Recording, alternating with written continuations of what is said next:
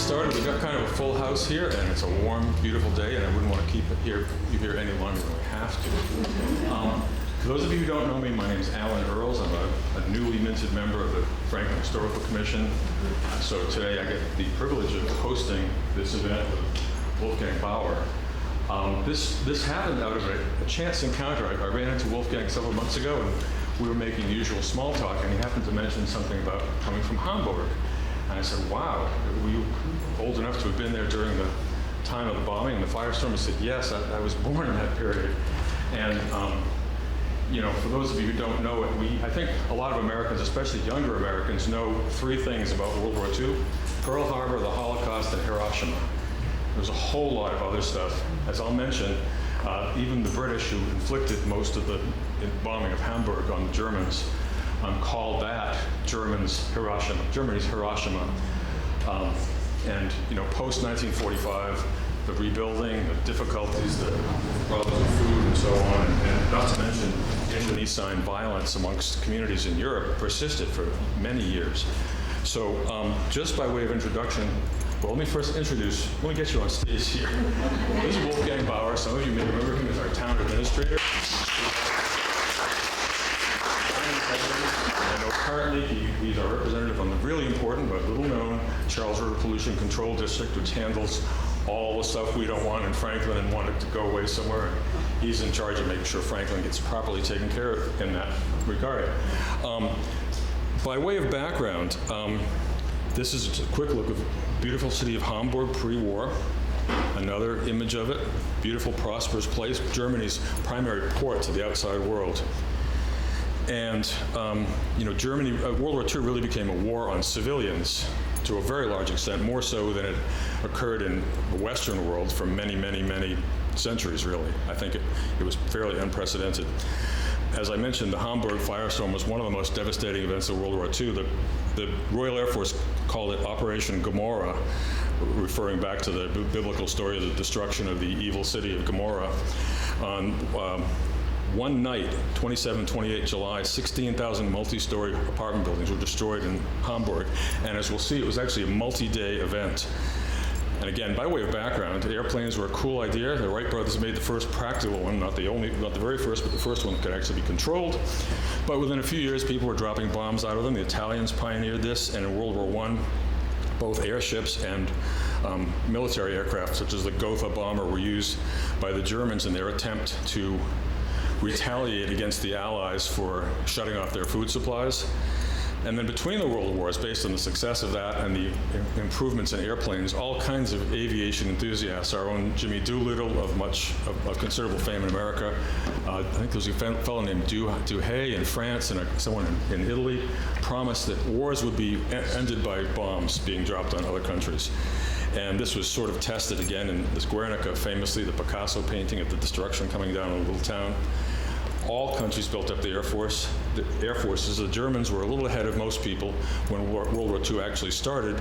But as we'll see, they didn't invest a lot in really big bombers, which is where the British and the Americans ended up having a tremendous advantage, and they used it. They, of course, had the famous Blitz, the raids on London and other British cities, which were very destructive. But in the whole many months of the year, really, 40,000 people died, a terrible number. But as we'll see, that was one night in Hamburg, and that's not counting all the other German cities. This is a statement by Air Marshal, not Tedder, Harris. Bomber Harris was his nickname. He believed the bombers could win the war. He said the Nazis entered the war under the childish illusion that they were going to bomb everyone else and no one was going to bomb them. At Rotterdam, London, Warsaw, and half 100 other places, they put their rather naive theory into operation. They sowed the wind, and now they're going to reap the whirlwind. And that's what happened. They had thousands of bombers. They took the war back to Germany. And the Germans were not defenseless entirely. They had fighter planes and radar, but this raid happened to coincide with the invention of a new thing called window, which was basically the Air Force, Royal Air Force would drop hundreds of thousands of little pieces of aluminum foil in the sky, so the German radar couldn't see what was coming, and through that window, their bombers came. First night, 790 bombers, some day raids by a few hundred American bombers, another 780 bombers the evacuation of By the Hamburg. way, that middle date there, the 27th, that's my birthday, There you go. right there. Amazing. Talk about survivorship. Again, to put it in perspective, one raid on London was 700 tons of bombs. The raid on Hamburg was 2,300 tons of bombs on one day. So that's what it looked like from the air with one aircraft flying through the mess. And there's a ground view, firestorms covering much of the city. Firestorms occur when there's such a gigantic amount of fire going on. It just creates a whirlwind and sucks in all the air, all the oxygen, which is what kills a lot of the people because there's no more oxygen left, not to mention the fire itself. Here's a before-after of a scene in central Hamburg. And after, the buildings in most cases are still standing, but if you look at them, they're empty shells. And here are some of the many, many, many thousands of casualties. More scenes of damage. And, you know, maybe at this point I should let you take over the show and tell us a bit, and I can scroll through a few more photos if you want. I don't have an organized talk per se, but when you look at these pictures, and Alan said to me, you know, we're talking, I said, you know, I've seen this all before. And that's how we got into this discussion.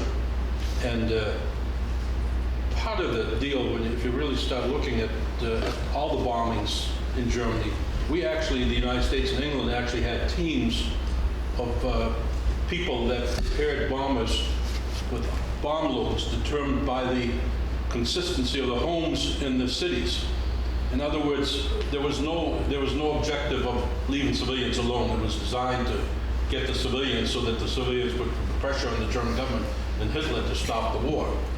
So they actually determined how many homes were made out of wood and how many homes were made out of brick and concrete, and determined the bomb loads to do maximum effect. In other words, if you have a bomb load of fire bombs, you're looking for houses that would burn made out of wood. If you're looking for stone houses, you're looking for explosives. And that's how they made the bomb loads and determined the areas they were going to bomb. So this whole concept of leaving civilians out of this bomb that wasn't known at the time, or wasn't cared for. In fact, just on the sidelines during Normandy, the invasion prior to Normandy, they took a lot of the bombers off of the German run and put them over France. And very few people know that there were hundreds of thousands of deaths in France and destruction caused by Allied bombers trying to prepare for D-Day. So when you're talking about civilians, I don't think that was an issue. It was just maximum impact, and to some extent, when you talk about maximum impact, you're talking about political impact, trying to get rid of Hitler. Now, I have a couple of books, and I was going to show you the picture before and after, but you're not going to see it from here, but I'm going to pass them out. One is Nuremberg, and you can take kind of a look at it, and one is Cologne. And what they've tried to do when they restored the cities, they've tried to restore the cities to look like today. So when you go over there and visit, for those of you that may not have been there, it looks original, very original. I don't think that's going to be the case in Ukraine when we get to some place, because if you look at some of the buildings, you know about the 5-year plans that the Russians went through when they were part of Ukraine, or Ukraine was part of them. They just built buildings to make room, to have rooms. In other words, their 5-year plan was for so many apartments, and they've just built squares. And that's why you see that most of those buildings are square. There's no architectural touch to them or whatever else. And I'm, in my mind, having seen what happened in Germany, I can see 20 years from now still rebuilding in Ukraine, because first of all, they're going to have to change the whole concept of what they did with new building codes and so on. The number of workers, although I got to say, probably the best area for workers is Poland. The Poles have very handy people, and they go all over and work hard. So I think that, but when you're talking about seeing the destruction, the amount of effort and the amount of money necessary to fix everything, it's going to be a tremendous effort. And then the question is, where do they get the raw products and so on, and the whole transportation system and everything else to get that. So I'm thinking, when I left Germany in 1955 and came over here, my father had gotten a job in Cincinnati, Ohio. But at the time, there was still a lot of destruction. And if any have you been in Germany in the 60s and up to about 70, so on, you saw, as you traveled around, buildings still destroyed. So when you're talking about 1945 to 1970, 25 years, that's a long time for the rebuilding process to take place, and that's just what happens. But let's get back. My mother wrote a little bit of a history of when I was born, which was the 27th of July, 1943. And I know she went to the hospital, and I know I was born there, but I had a big head, and she had some problems, and they had no medicines or anything else where they stitched her up. So she mentioned that it was very painful and everything else. And we left the hospital, and for some reason we ended up in a bomb shelter pretty quickly thereafter. Luckily, we all survived.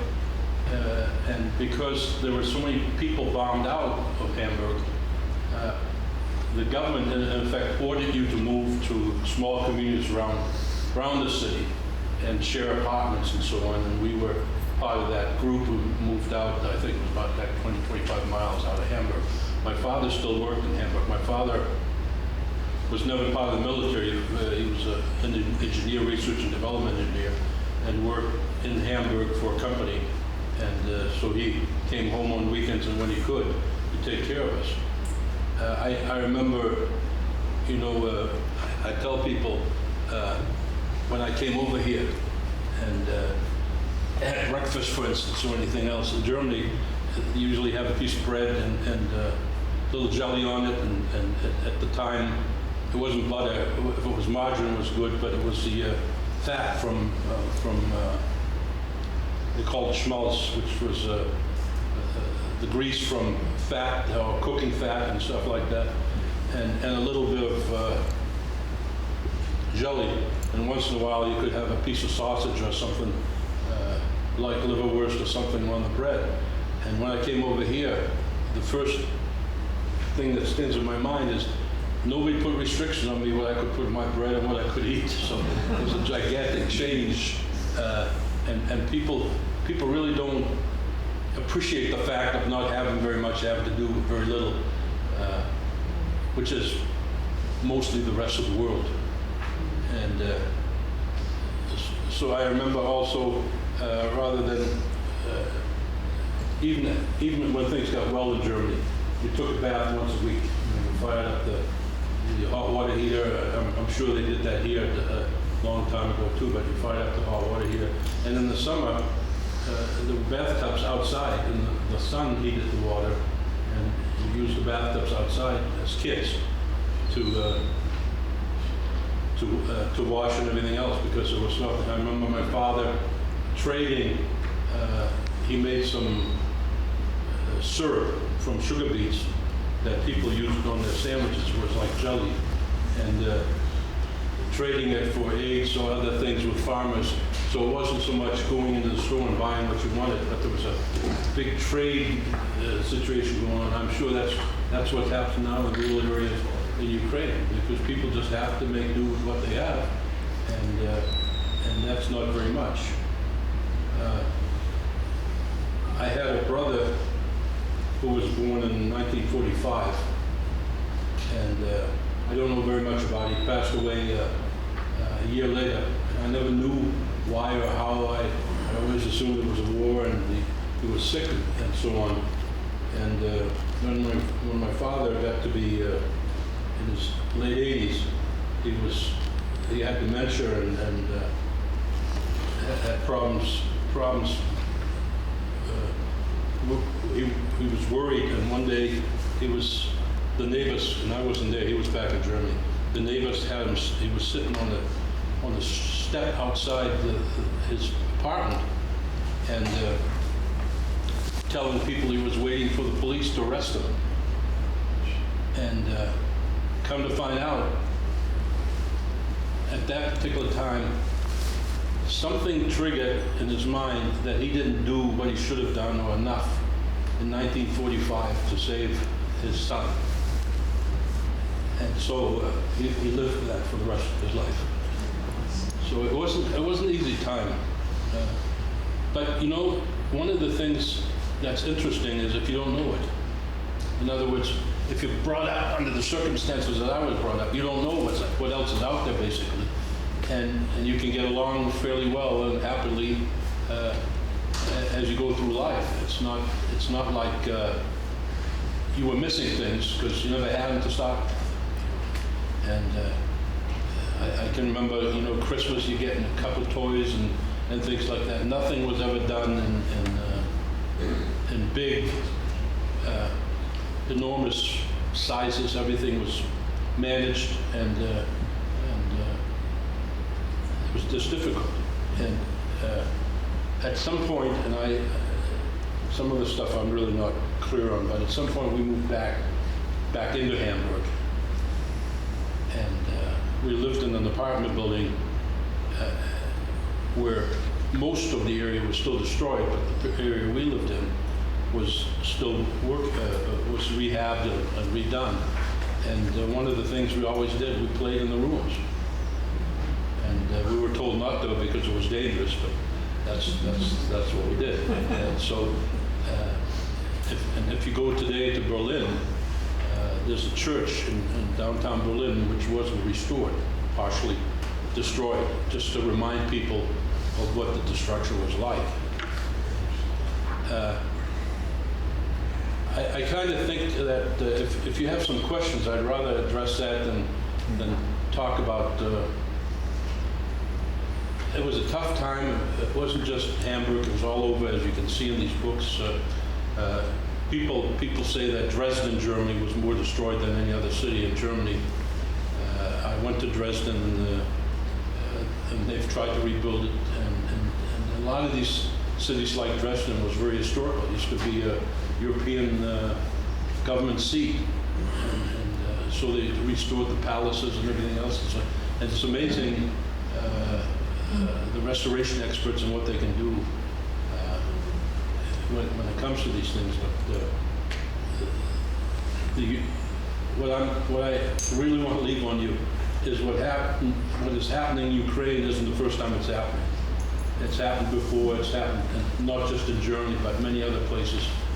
And bombs do a terrific amount of damage to buildings, and that's what they're designed to do, because they're designed to. Hiroshima, you were talking about the point behind Hiroshima was to get the Japanese government to stop the war. It wasn't the people. Nobody cared about the people at the time. And so my real thing leaving Hamburg and going back to Ukraine, which really started this whole conversation with Alan, is I'm really concerned about, first of all, how people are surviving nowadays, because the transportation system is completely gone, and if you're not self-sufficient, you probably have a problem. Other than the big cities, whether there's a sewer system, a working water system, and all the kinds of other support is really questionable to me, although you're not hearing people complaining. People, those people never had a lot to start with. So again, from what I started, when you don't know what you're missing, it's a little easier. It's not good, but it's a little easier. And so how is Ukraine going to be rebuilt? We can pledge all the money in the world right now. We're pledging money to destroy it, not to rebuild it. How long it's going to take, and where the money's coming from, and what the people are going to do in the meantime, trying to survive to get to the point where they can have adequate housing and other things. I don't know what the figure is currently, but there's millions of people now living outside Ukraine who will probably, very proud people, will probably go back to Ukraine at some point. But how long is that going to take, and how many people are going to make it to that time? Because it's the elderly people really that have been suffering more than anything and getting out. Wolfgang, if I can interrupt and just ask a question. What was it like for small children? It became normal, the rubble, the ruins. Were there, special games around that? Yeah, no, we played, we played in all kinds of games, marbles and all kinds of things out on the street. And people always say, "Oh, Wolfgang, that's a heck of a name." I said, "Yeah, when my mother used to call me out of the apartment window, 7 or 8 of us turned around because it's a very common German name." And so there was never a question about playing, or we did our own thing outside. I can remember in Germany, at the 5th grade level, you take a test. And if you don't pass the test, you go to a trade school. And if you pass the test, you go to the high school or gymnasium, what they call it. I was fortunate enough to go to the gymnasium before I came over here. And I could have been there in 5 minutes, but the bridge across the canal was broken, so it was a long walk around.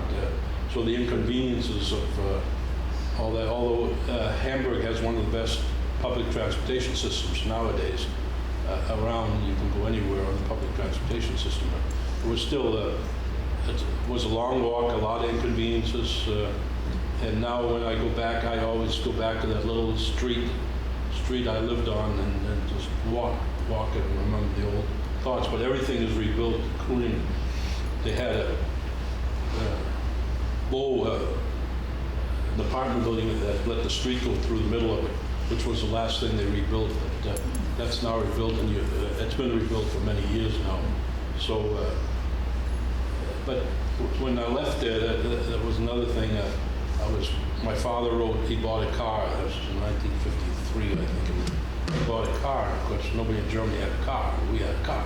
So it wasn't in Germany. But the point is not so much the car. Every place you looked was open. Now you go, every place you look has cars, because there was very little parking associated with these buildings when they were built, because there were no cars when they were built.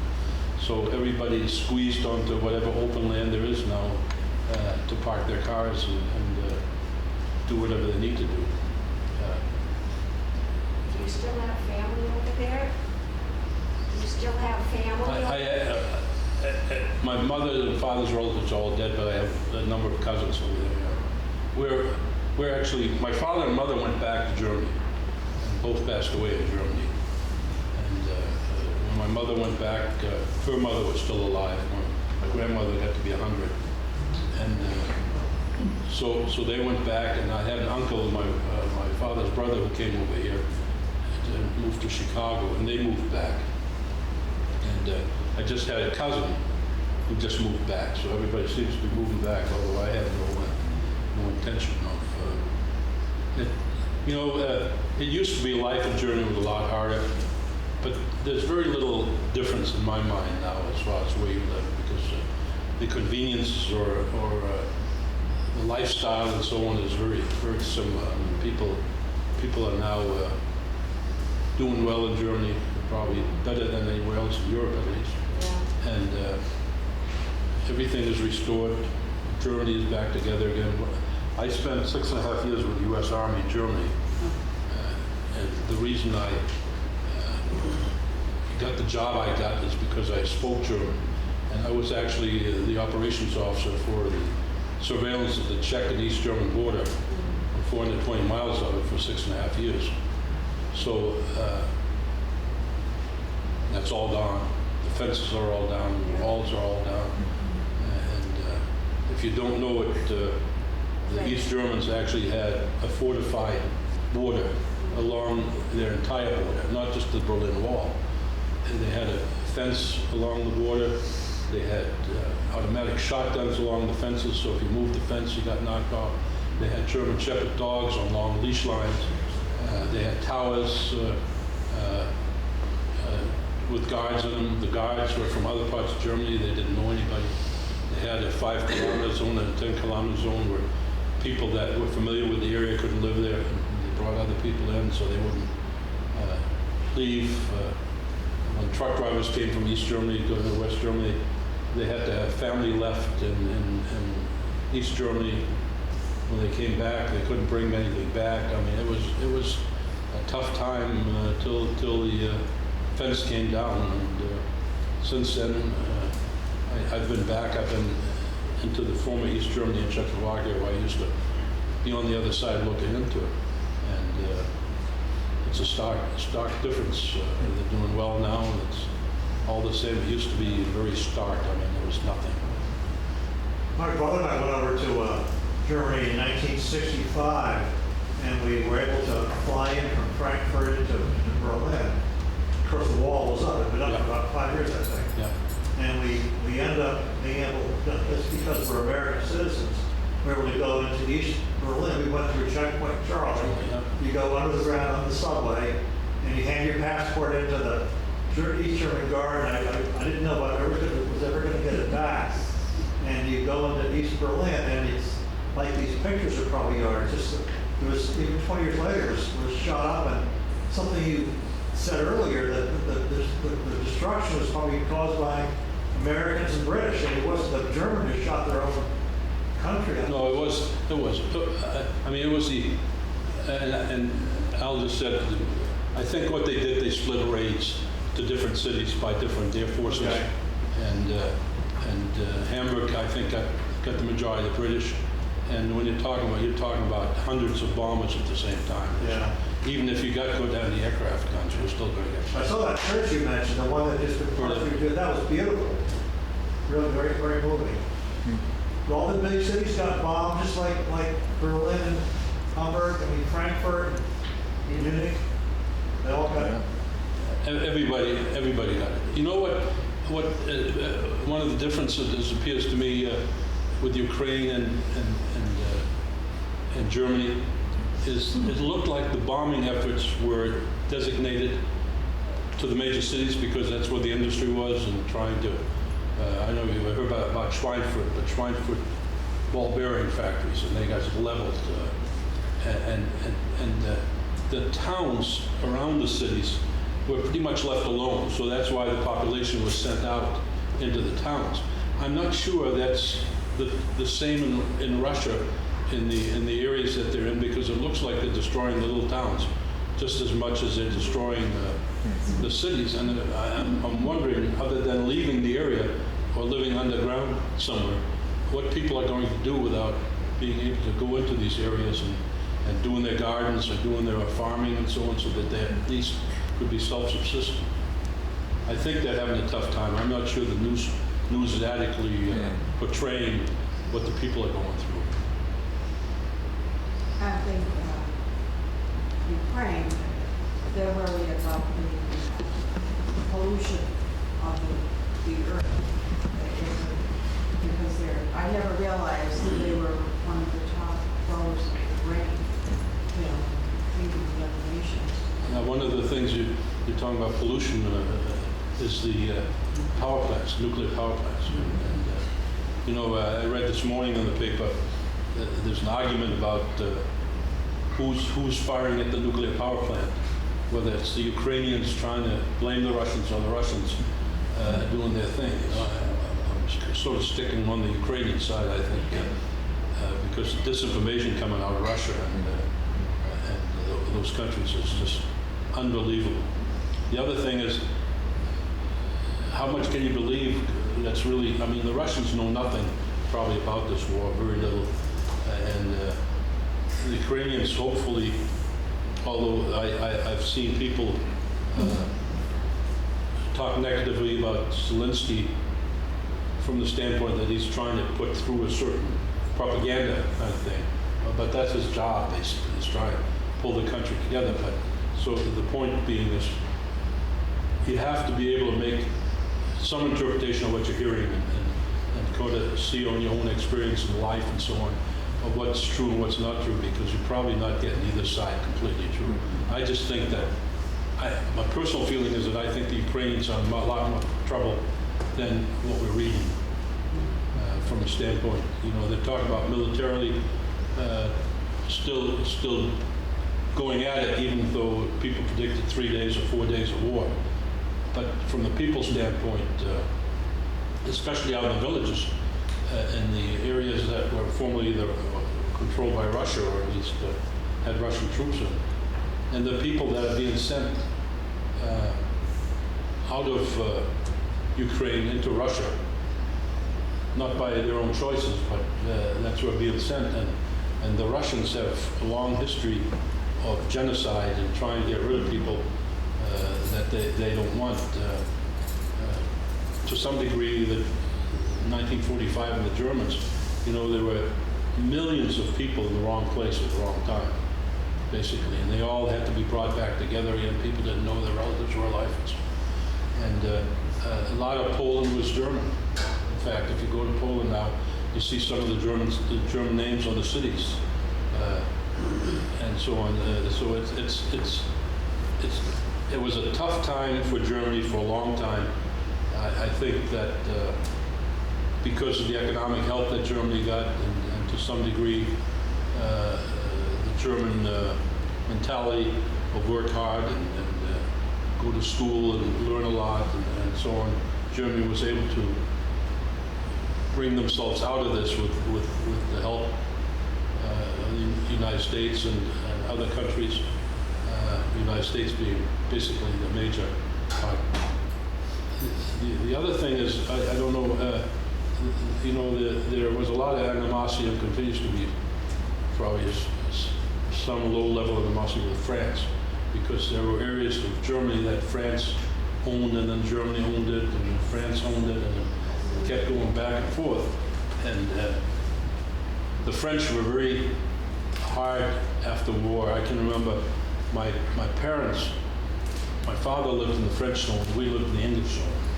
And we lived in Hamburg, that was English, and he was down closer to France, and it was the French zone. And we traveled without any problems till we got to the French zone, and in the French zone, passports and checkpoints and this and that, so that they've never really completely, I think, got over that whole thing. So although evidently today the French relationship with Germany is good, but I mean there were animosities for a long time in that area too.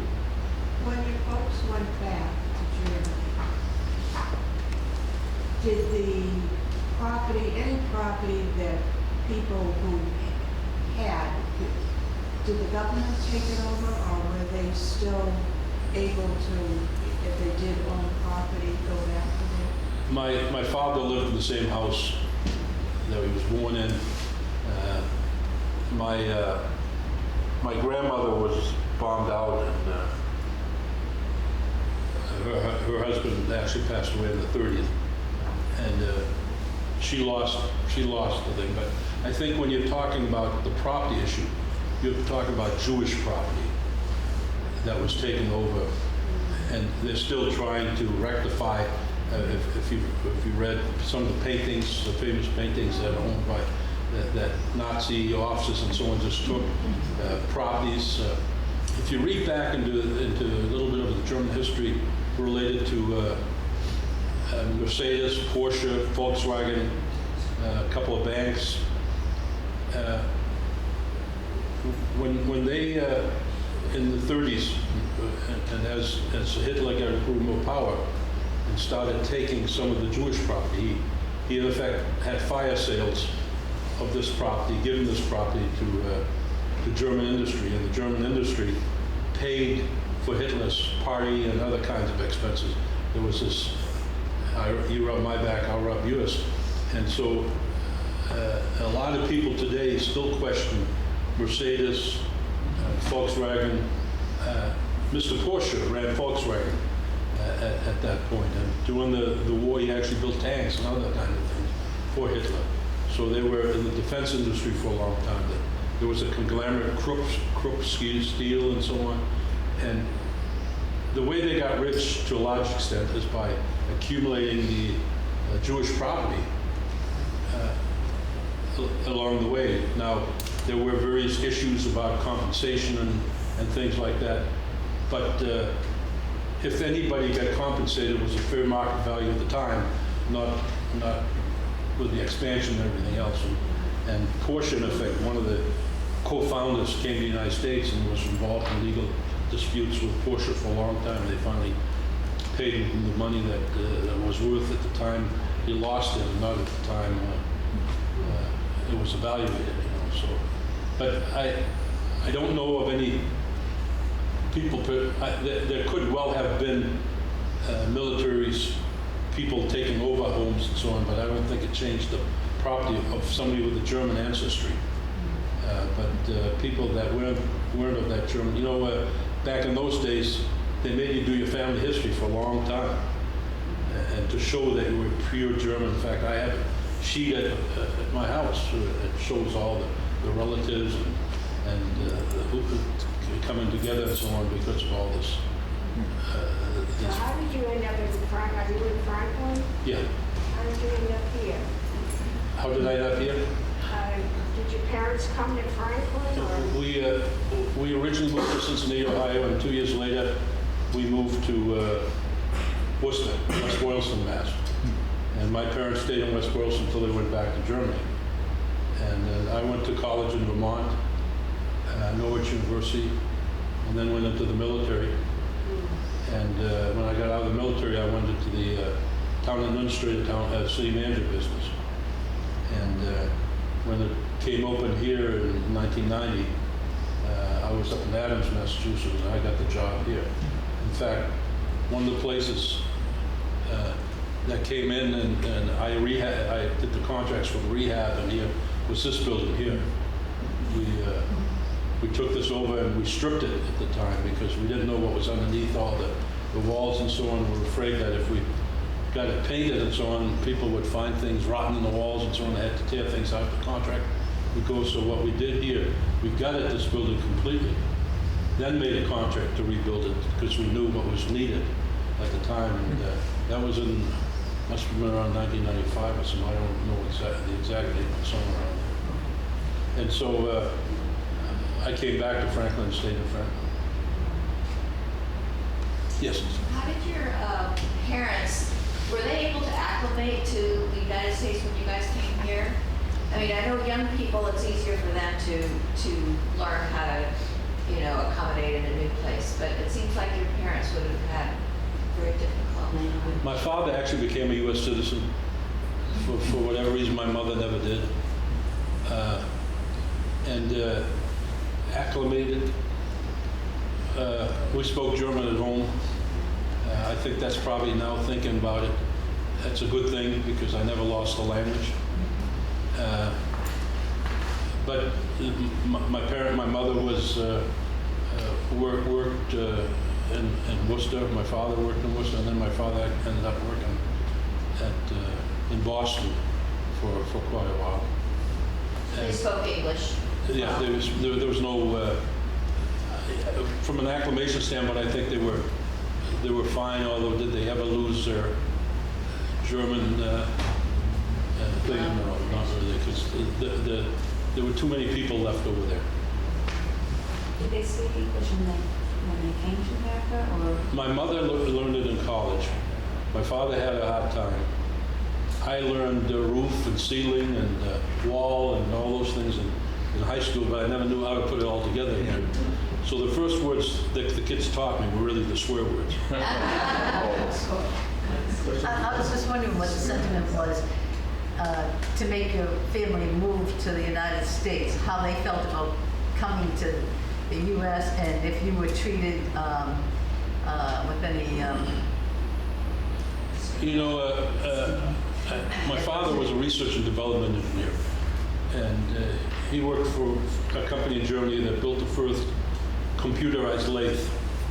A lathe is a thing that spins around. You can make things look the same. And I remember him bringing home IBM cards and so on. And his machine was at an exposition in Hanover, Germany, which was the largest machine tool exhibition in the world. And the Cincinnati Milling, which at that time was one of the larger machine tool manufacturers in the United States, saw it and brought his whole team over. And so that's really how we got here. And I think my father loved challenges, engineering challenges. So that's how we got here. And then after about 4 years there, he got tired of doing that and went on to something else. And he'd take 6 months off every couple, 3 years and go on to some other field. I remember him sitting at home drawing plans and stuff. So he and I had a problem. meeting somewhere. He knew what I was going to say before I said it. So. But was there a prejudice against? No, I look back and I ask that question sometimes for myself, and the kids used to call me Nazi and stuff like that, but I don't think there was anything behind it or serious, because we all played together. There was no discrimination of any sort. It was a joke, kind of thing. And to some extent, I think, like in the military, it gave me an advantage, having spoken German and getting the job I got because it was a current events job, and there aren't very many in the Army. So I can't say I ever, other than being called a Nazi from people that didn't even know what a Nazi was, didn't cause me much of a problem. Can I ask another question about when you're a little kid and you're after the war? How did the family kind of adjust to a new reality? Because presumably you and most Germans, like Russians, only had certain information about what was going on, and probably believed what the regime said. And all of a sudden, the war's over, you're defeated, and you're occupied. It must have been a complicated adjustment. Yeah, the thing is that first of all, I was small and I don't really remember that. But I remember going up to where the English were stationed, and they took over some of the industrial sites and so on, and then they gave us chewing gum or some other things. So there was a pretty friendly relationship with the things. I think that was the same in the American zone. I think the only place they had a problem was in the French zone. And it was a completely different relationship, and then of course in the Russian zone. But the whole thing you read now about Germany and Russia and the rapes and all this kind of thing. Let me tell you a little story. My uncle was a soldier. He went to Norway, and in Norway he shoot horses. My family is a blacksmith family in Germany, and then from there they sent him to Russia, and he was captured in Russia, and he came home in 1949. And I can remember, he didn't talk about it very much. He was injured. They were brutal. And I can remember him telling me that when they marched them places, sometimes people took pot shots at him. And nobody seemed to care, I went to Auschwitz a number of years ago and found out that the Germans killed, I think, it's either 50 or 80,000 Russian soldiers in Auschwitz. Besides killing a lot of Russian soldiers all over. And it was no longer a misunderstanding why they shot at German prisoners of war in Russia, because the Germans did the same to them. And it was, the Russians are brutal when people do things to their people. And so I had a better understanding why things like that occurred. But as far as the whole issue with East Germany and so on, that really didn't play with me as a child. I don't remember much about reading about the Berlin airlift and all that kind of stuff either. That was an after thing, and I've been kind of hung up on reading things about Hamburg. I go to Hamburg every 3 years. I go back to where I was. I take a trip along the harbor. That used to be one of the busiest harbors in Europe, bigger than Rotterdam at one time. And it was kind of unusual because it's 90 kilometers from the North Sea into the city of Hamburg. And Rotterdam is right on the English Channel up there, on the North Sea. So it was an out of the way thing, but they had a lot of ship production things there, wharfs and stuff. And at one point, one of the reasons it got hammered so badly is they had a lot of submarine pens and other kind of things. I remember one time I went back and both the Queen Mary and the Queen Elizabeth were in dry dock in Hamburg, because it has one of the highest dry dock, biggest dry dock facilities in the world. And so it's still there, and I remember going when I was, and I'm still trying to figure this out. One of the things I did as a kid, for Christmas, I got a scooter with balloon tires, one of those early models. And I used to ride that probably 10, 15 miles into the harbor and go where they unloaded the banana boats. And every once in a while, somebody threw me a banana. And why my parents allowed me to do that at 10 or 11, I'm still trying to figure that out. But it wasn't anything unusual. So nowadays, I don't think any parent would allow any of their kids to do that. And in order to get there, I had to go through a tunnel, the Elbe tunnel in Hamburg, which used to be the way to get to the other side. And I had an elevator that went down. And so I remember all those things. And again, I think about, wow, and I did that at 11 because I was 12 when I got here. So it was a whole different world, I guess. When your family emigrated, did your father come first and Right. the rest of the family? My father came in 1953, and my mother came to visit in 1954, and we came in 1955, my sister and I and my mother, on the Italia, which was a ship out of Bremerhaven.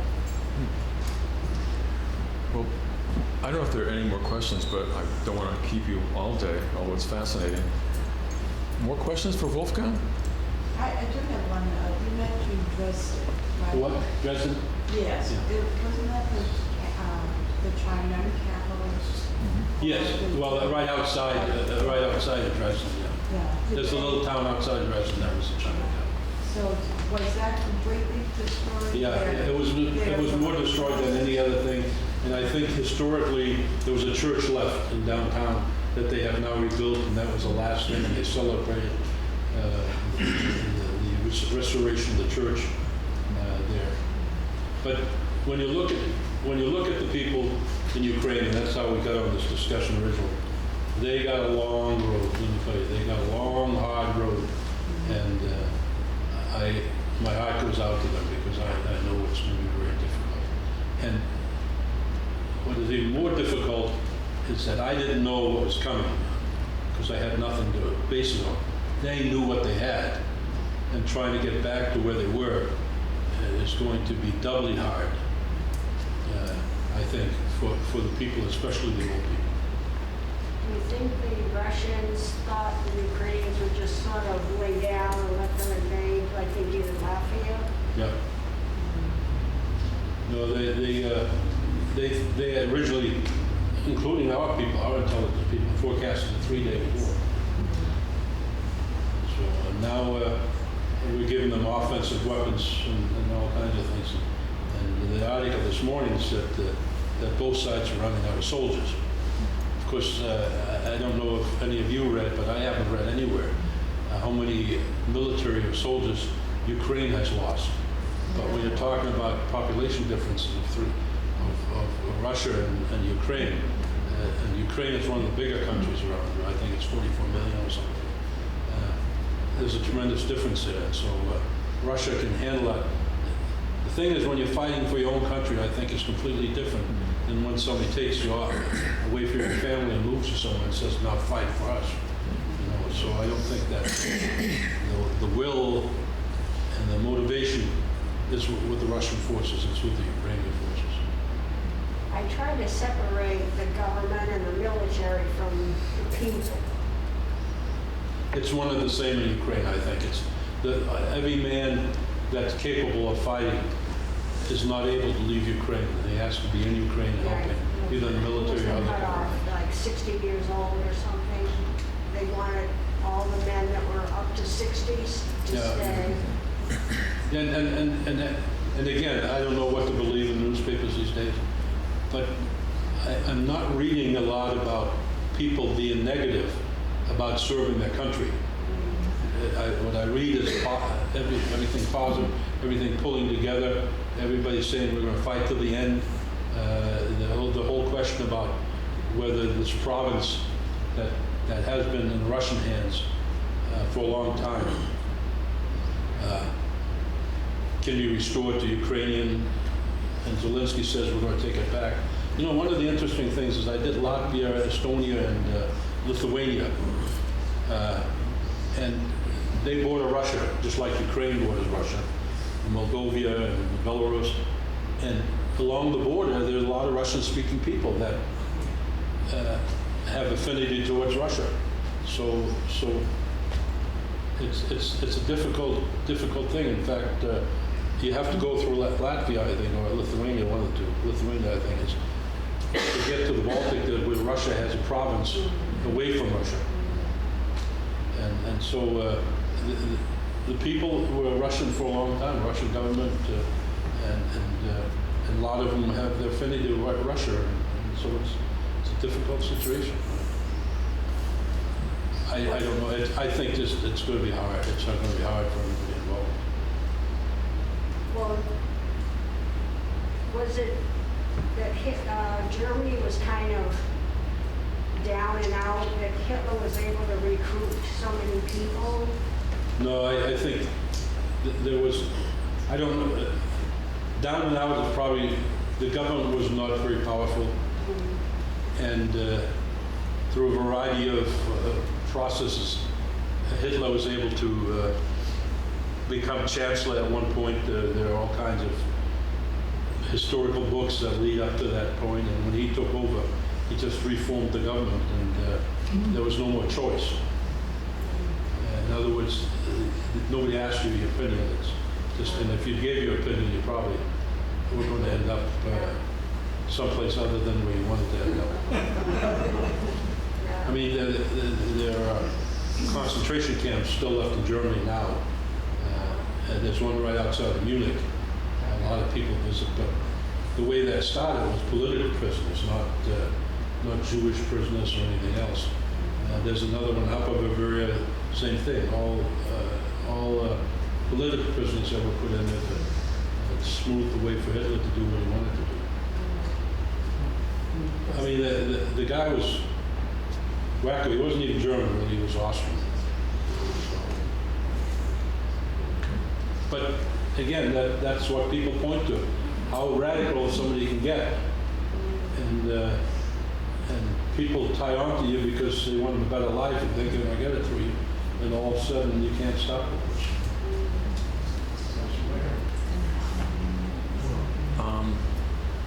Shall we release you?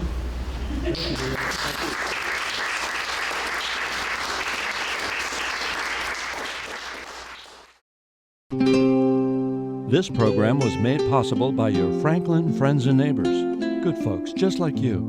Thanks for supporting Franklin TV. And thanks for watching.